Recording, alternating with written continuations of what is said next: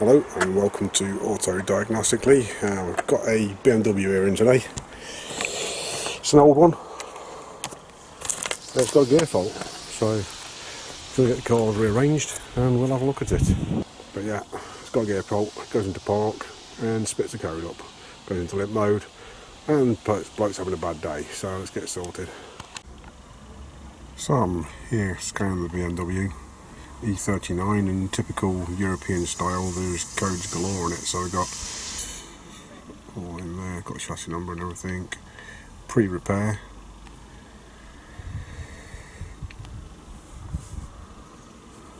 That's me. Yeah, that's all in there, good. Okay. There's the report that it comes up with, so I can print these out for you. Check coolant level, left front, left right, left front, yeah, whatever. What's the engine saying? Oh yeah, solenoid tank valve. Solenoid valve for the tank ventilation, yeah, okay. So it's got an evap system fault as well.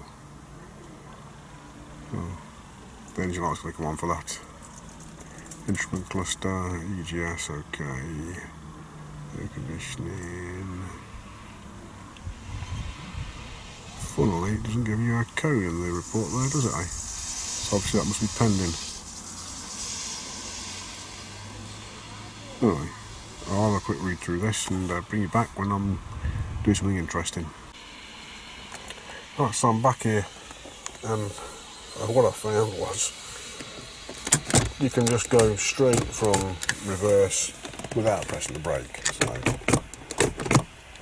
it makes no difference. You press the brake or not, you can go straight in.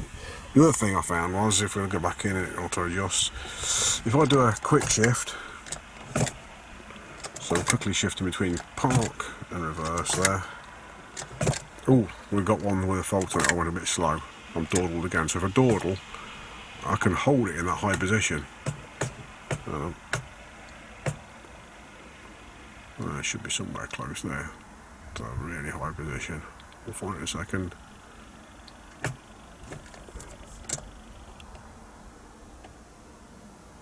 There. So if I just hold it there, that's halfway between the two gears. There's no gear selected, there's no light on, and we've got that high setting. I've just gone into park now. As soon as that park light comes on, so that park light there, let's bring it back. Yeah, once that park light goes off, in between, it goes to that high position. As soon as I put it into park again, it goes back into the park position. And I believe what's happening is, because it doesn't know what gear it's in when it does that, this is just auto ranging. When it's doing all that, don't worry about it, it's just auto ranging. When it doesn't know where it is between park and neutral because you've took your time, that's where it flags the fault up. So I'm just going to confirm that now. Back in the TCM now, and I've cleared all the fault codes. They did a full clean. Unfortunately, when they did a full clean, it didn't clean out the headlight module. We're not looking at the headlight module, I'm just going to show you. Just to show you, 7 faults still loaded in there, and the air conditioning still got 2 faults in it. The rest of it cleaned out, okay, normal. Anyhow, enough said about that. And there's the transmission control unit, it's down there somewhere. Go back into the TCM and go into it. Like I say, no fault codes, so no codes. And I am going to go back into data, general, and it will keep me selections, no. So select a position, 1, 2, 3, 4, select a lever position, okay.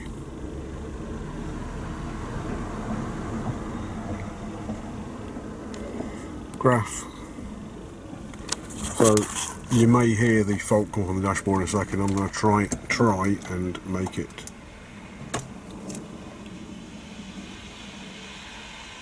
So we've got the fault, just the top left hand corner, it says R at the moment, and we'll go through. I'll try a quick one, normal quick one, normal quick one, but this time I'll go slowly in between.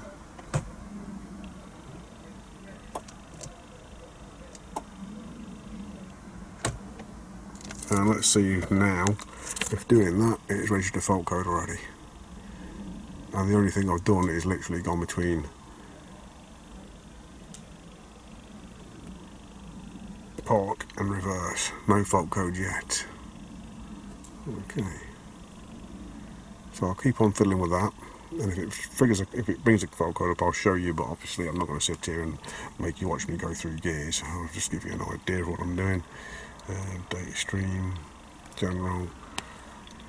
Is it remembered? No, it didn't remember. Sometimes it does, sometimes it doesn't. I don't know why. Gear leaf position. Right, so I'm going back into those. Graphing. So I'm just going to mess around with that.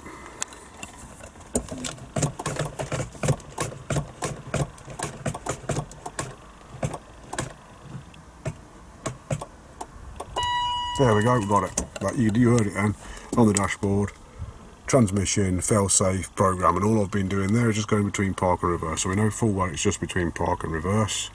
It didn't take long. That was all as it happened. And the fault code, read fault code. There we go. So we know it's just between park and reverse. 100% it's definitely between park and reverse. Now I've got to determine, is it in the electronic gear selector here, or is it downstairs? So I want to know where it's losing its signal. Is it losing it here? Because I know on the gearbox it's definitely got a position switch, but I want to know if this is losing signal. Also I want to know if there is a lock switch on these. So I'm going to figure out whether these have got a park release lock switch, so you have to press the brake. I should imagine they all have it. I'll check it with the engine running in a second, but they're the two things I'm looking at, whether it's here on the transmission and if the brake light switch is broken as well. Okay, I'm in the workshop now, and because I'm doing my garage floor it's a bit of a mess, and my router table broken, so we're on the router table because it's in the way. The electromagnetic relay switch, the safety switch, fell to pieces. Happy days. Anyway, back onto this. So I've got the unit off, and it's got a connector. Can you see that? Yeah, it's got a connector there, and in there 5 pins are populated. It's 5? Yeah, 5 pins are populated. So I want to replicate that fault here, so I'm going to set up the oscilloscope. First of all, I'm going to clean it up a little bit so it's more presentable. But before I decide to take this to pieces, it is riveted. So we've got 1, 2, 3, 4, 5, 6, 7 rivets to drill out if we can take it to pieces. And this is going to be some kind of wiping mechanism inside. I suspect we've got a break in the park. We'll see what we get inside, but that's where I'm at. And it looks like it's adjustable here, so you've got one bolt which is fixed there, you've got a dowel that sits on the top here, and this looks like it's adjustable. And I think you just adjust it so it gets on the pin. Now, excuse the clutter, it's usually worse than this, so I'm sorry that it is just cleaner than it usually is. Anyway, after the obviously non-joke, we've got the floor up at the moment, so I'm just doing the floor, all my machines. Beyond that, the garage is still functional, and you have to work around it. It just takes me a bit longer, not to worry. I needed something to make this switch work, so I'll just use the foil and a piece of scrap aluminium. The aluminium is nice and soft, and I've just filed it until it slips in nicely. And it's not loose, it's not too tight, it just goes in a little bit, and now I can go through the full motion of that while I'm doing my testing in a minute. So I'm just showing you that I've made a little tool. Took around about 40 seconds just to pick up a piece of scrap aluminium and file that to it. Fitted, and I filed it in my hand, so you can see the aluminium fine dust there from it, and it just sprinkles down here. So now I will figure out which one the power was, and now it's disconnected. This is not a control unit, this is just a wiper circuit. I can send 12 volts into it and then pick up the voltage coming out of it on the oscilloscope and 4 channels on the oscilloscope and see how it's working and see if we get a dropout. If we are getting a dropout in this, which I believe we are, that's what I'm trying to fix. So before I take it to pieces, I want to qualify that it is this and how it reacts before I do some kind of repair to it. Right, I've got the scope up and running, and that top trace there you can see just doing what it wants. And the setup I've got is a 12 volt battery on the floor, just a car battery, nothing special, just an old knackered battery. And I've got a jump cable coming off of it, trapped in the vice, just holding it steady, and positive coming in here. That's going into the yellow lead, and you can see the yellow lead here. So there's 2 on the outside and 3 into the centre. There's another row of 3 which aren't used, and another row of 2. So the yellow one there is the positive. And then I've got a common ground down here. I've got them all on the common ground down there. And we've got channel 1, 2, 3 and 4 hooked up in who knows what order. So now I've got channel 4, I think this is at the moment, in a position, and all I'm doing is literally I'm just very slowly moving this. So I'm going to go back to the screen and we'll just look at the traces.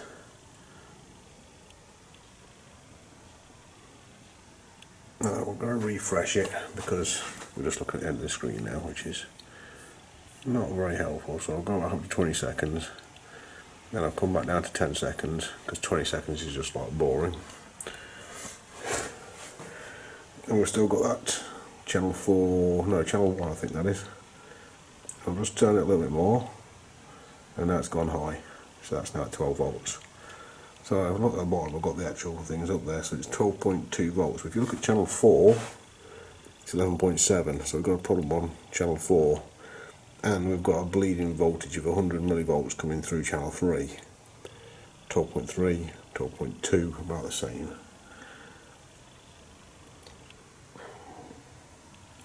And I'm just about to turn on channel 2 by the looks of it. There we go, channel 2 just turned on. Straight up to 12.3, I thought it was there already. Let's turn it back a little bit because I want to make sure what I was doing there. I'll just turn it off. Because I've already got max on. Okay, so it's only max and min I've got. I haven't got max and min, I've just got max. Okay, so that turns on. Is there anything on that at all? Well, it turns off. Just turn it back a little bit slowly. Trying to be as smooth as I can as I'm coming back. Oh, I got it, just switch it straight off. So there's nothing wrong with channel 2. I'll have to work out why that is. And we'll carry on going. I'll turn it back on again. That's just a perfect, looks like a and there's channel 4 just turned straight on. I believe that was channel 4, yeah.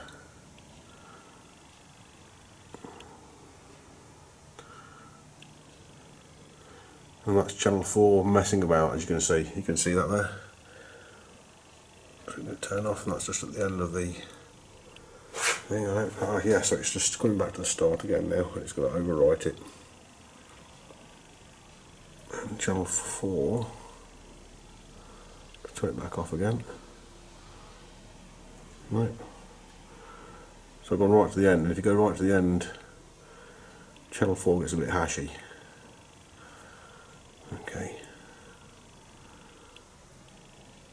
I'm sweeping it all the way back now.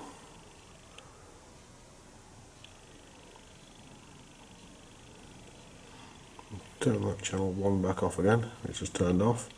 Turn it back off. Whatever I'm saying, I don't know. So I'm not looking at the camera, I'm looking at the screen. So sorry about going away from the screen for a second there. I'm just looking for interference. So it's got to halfway. That's a bit of a bad signal, isn't it?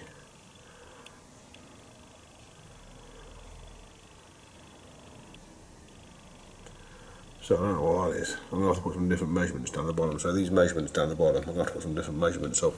But you know, I'm seeing stuff here that I'm not liking very much. And there should be crisp, clear signals. And they're not.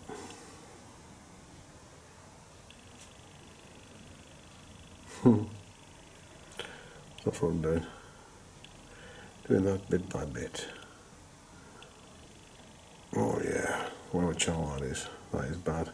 So I'll get the min and the max and the mean values up and whatever, you get some more values up at the bottom there and see what's happening.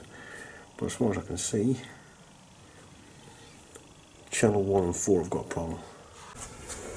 Right, so you've seen the unit, it's the next day now, and I'm quite happy I've got my data, and this is what I'm going to do.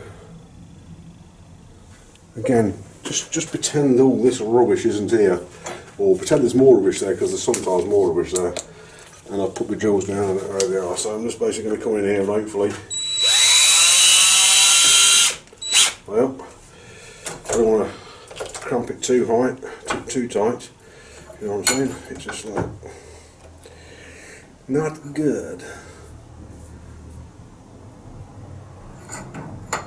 I'm literally going to get a jack or something in between there, I think. We'll try it one more time, just in case I can do it. Perhaps a bit too hard there.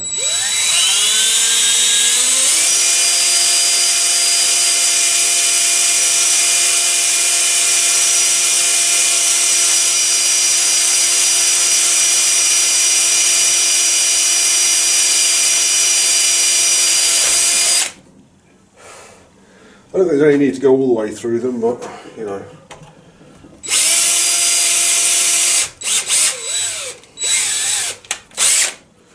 That's the one that you want. That one's turning. That's going to be a right pain to get out. Pardon the music in the background. I've just got all the rivets out, and when the first look inside, hopefully it's going to come out. We'll do a bit more fishing. Still a bit of a rivet left in this one here, like here. So I think it should come out. I hope it'll come out. Oh, there's bits falling out of it. Well, that's alright, it's just rivets. There we go. So yeah, that's what we got. What I've got here is I'm probed in, this is from a multimeter, into what was channel 4, I hope. I'm just going to confirm everything in a second. And we've got it on diode test, which is basically straight continuity. And let me touch it properly. There's the reading you're getting. And oh, great. That was me touching the wire coming in here. If I touch its track, which is that one there, again, perfect. So resistance wise, it's looking good. There's some further checks to do on this. I'm going to put it into mega ohms in a second, see if there's any wobblies on it. But that's the track we're looking at. So it is the second track there, and it's also this end bit of track here, but I think it's this bit of track here, this long piece, and you can see its discoloration. Let's see if I put it in the light. No, it's going to fall. Yep, I've got it in the light, and let's see if I can zoom in on it for you and get any better shot.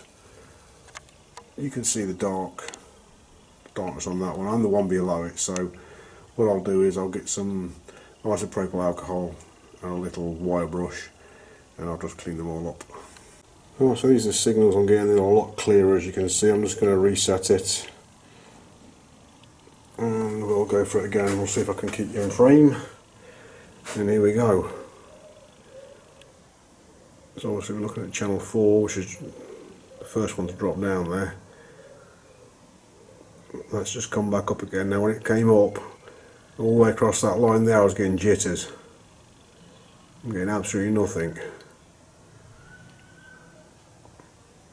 Right, channel 1 at the top there just gone up. Nothing until I had the occasional jitter on it. The bottom two are perfect. So when these drop down now, they only drop down. They don't drop down to earth now.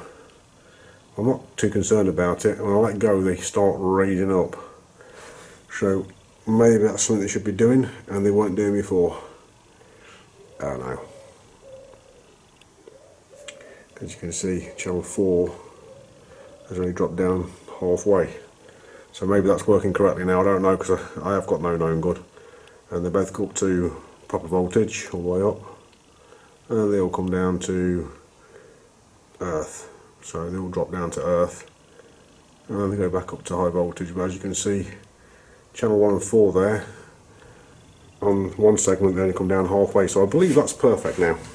That's what it should look like. I can't tell you for sure until I put it into the car, but I'm going to put it back in the car now. So I'm pretty pleased with the scope, how that came out, and we're into the scanner, and here we go.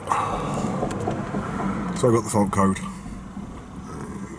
Let's go back out of that, clear the fault code, crop mode complete, no fault code. So we're back to there. We'll go back into data stream, general, and we've got the position switch. I've probably gone past them. Selector, selector, selector, selector, position. Hopefully it still works. At least still works. So we'll go and let them close, closed, open, closed. And we'll graph them. So for a start, I can't take it out of. Oh, now I'm going to press the brake, listen for the solenoid. Yeah, I just felt it, you can hear it's very, very quiet. And now I'm out. And has it gone straight away? Did it give a fault code straight away? I don't know, let's have a look. There's something go on the dashboard straight away, we've got a fault code straight away. Is it made it worse? Read fault code. No fault code, so that's not a problem. I was like, oh no! Oh, now I've come out of there, I'm getting punch happy with the buttons. I'll bring you back when we're back in the system, hold on.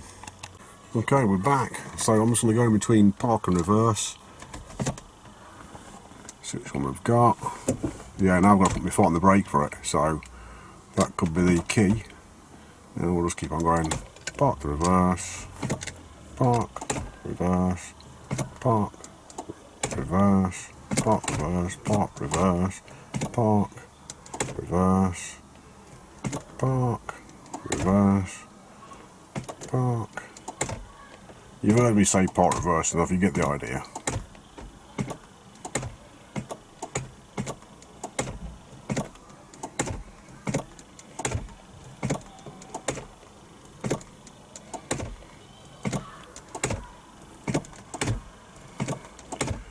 Even I'm getting annoyed with doing this part of the reverse now. This is where it was happening. So, beforehand, go back to the gear stick, you put it into park, press the button, into park, and then you try and get it back into reverse, you press the button, and it would come straight back in, but now it isn't. That's great, because now I can put my foot on the brake, and it does what it's supposed to do. So, I believe we have fixed it. Because even I believe that's a fix. Obviously, there's no need a road test, but yeah, we're there. That is looking good.